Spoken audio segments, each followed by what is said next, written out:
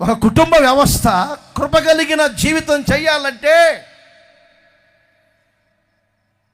ఆ కుటుంబాన్ని నడిపించుకునే జ్ఞానం ఉండాలి. జ్ఞానం లేకనే ఈ రోజున కుటుంబ వ్యవస్థ విచ్చలవిడైపోతుంది. గ్యాస్ వేసేవాడికి, గ్యాస్ బండ్లు వేసేవాడికి కుటుంబ విలువ చెప్పి,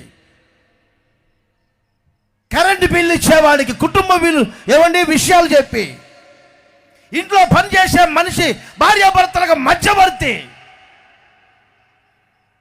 ఒక కుటుంబ వ్యవస్థ ఎందుకు పాడైపోతున్నాడు? జ్ఞానం లేక. ఆలోచన చేయండి ఒకసారి. అందుకే మీ కుటుంబాన్ని నడిపించుకునే జ్ఞానం ఉండాలి మీకు. ఇంట్లో ప్రతి తల్లిదండ్రులు, కుటుంబం గురించే మాట్లాడుతున్నాను ఈరోజు. ప్రతి తల్లిదండ్రులు మగపిల్లలు పెంచుకునే విధానాలు వేరుగా ఉంటాయి, ఆడపిల్లలు పెంచుకునే విధానాలు వేరుగా ఉంటాయి. మగపిల్లలు పెంచినట్లుగా ఆడపిల్లలు పెంచకూడదు, ఆడపిల్లలు పెంచినట్లుగా మగపిల్లలు పెంచకూడదు. ఒక తల్లి, ఒక స్త్రీ మొదటిగా ఇంట్లో భార్య పాత్ర పోషించాలి. ఆ తర్వాత పిల్లలు పుట్టిన తర్వాత తల్లి పాత్ర పోషించాలి. ఆ పిల్లలను పెంచుకునే విషయంలో ఒక టీచర్ పోస్టు పోషించాలి. అన్ని పదవులతో కూడినది ఒక స్త్రీ. ఈ రోజున సంకుచితమైన హృదయం, జ్ఞాన శూన్యులైపోయి కుటుంబ వ్యవస్థను పాడు చేసుకోవద్దు. పిల్లలపై మంచి ఆశయాలు పెంచుకోండి.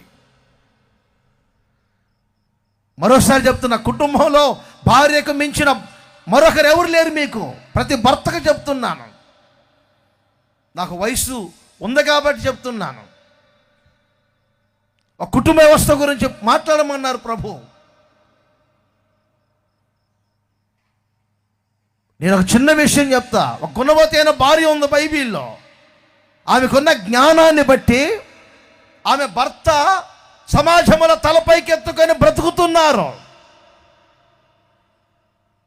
ఇద్దరు కూడబెట్టుకున్న ఆస్తిని బట్టి పొలము కొన్నారు.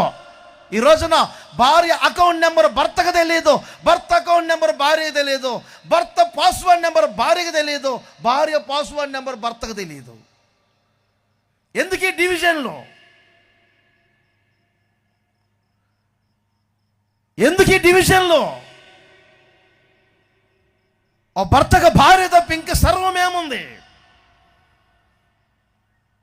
ఒక భార్యకు భర్త తప్ప ఇంకా సర్వమేముంది? ఆ కృపగల జీవితం ఎందుకు చేయలేకపోతున్నారంటే జ్ఞానం లేక కుటుంబ వ్యవస్థను పాడు చేసుకుంటున్నారు.